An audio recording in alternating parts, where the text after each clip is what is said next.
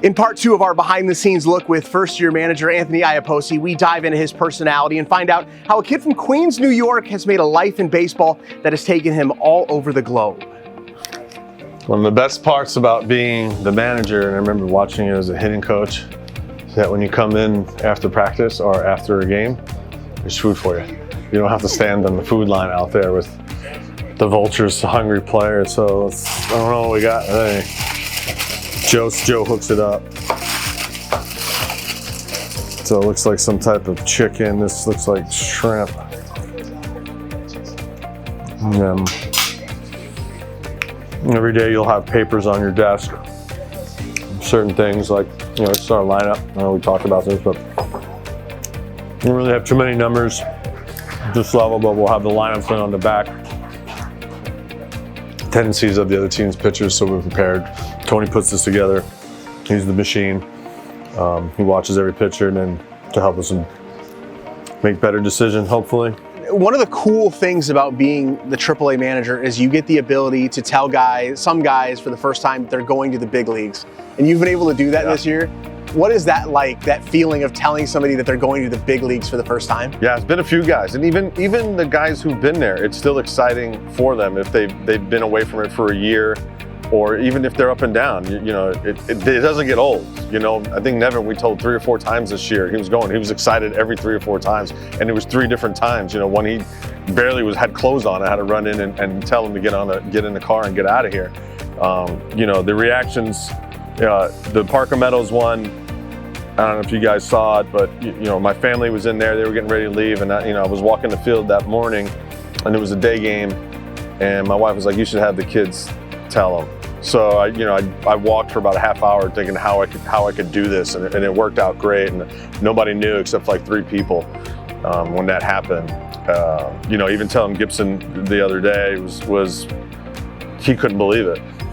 I was like, "You got to get out of here and call somebody." He just put his head, he's like, "Oh my God," But even the guys like Miggy Diaz was incredible. He was so excited to get back there. It's been almost a year for him. So you think of ways to do it, but you can't really plan it, or else it's not authentic. So you're just trying to tell them as quick as possible. I just want to tell them as quick as possible. Everybody wants to have a drawn out story.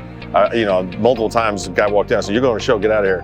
And then handshake and then go hang with the guys. So that's probably it's been fun. Well, like we tell the players, son, you can never go back, you can only go forward.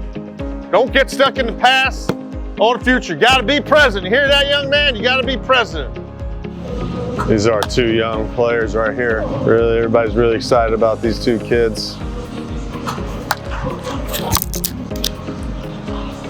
It's nice to see Colt working on improving his defense, getting more detail in his work. A lot of times,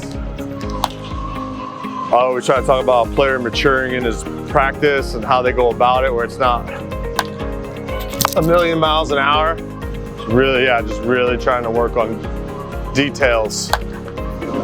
This guy right here has his own home run alley on that wall right there, and his signature. And he's gonna show it to you right now. He's walking out there to show you right where it is.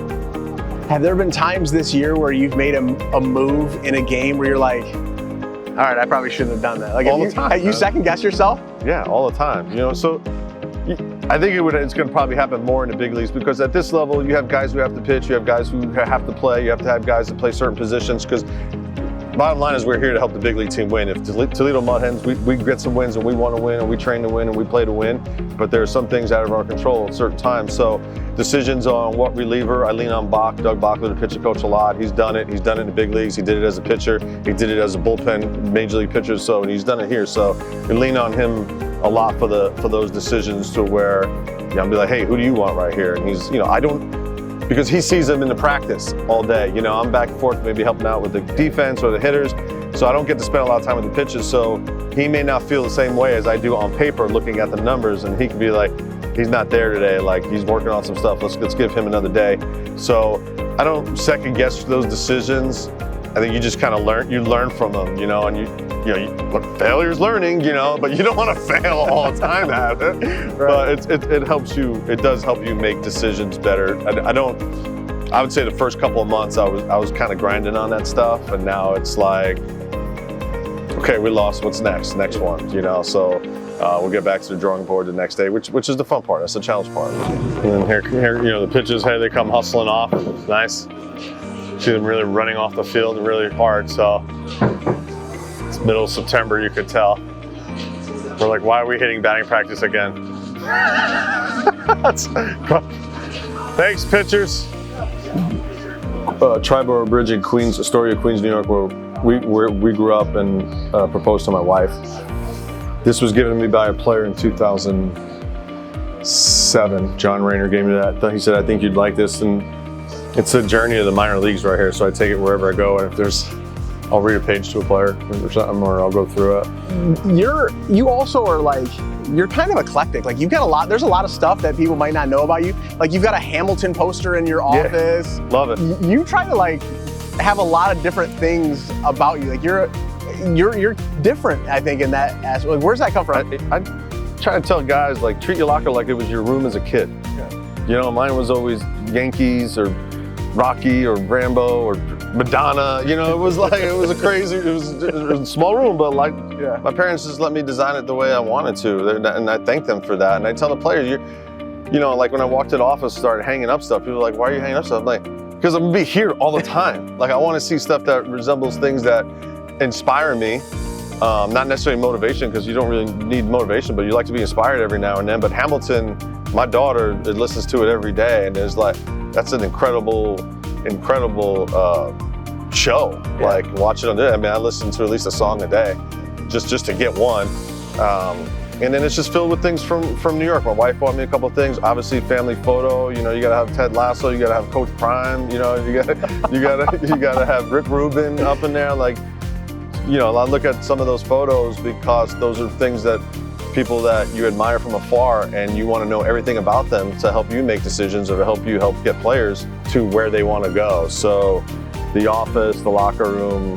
You try to make it as home as possible. You spend so much time there. Like, why wouldn't you want things you want to walk through the hallways at, and see every day and remind you why you're here.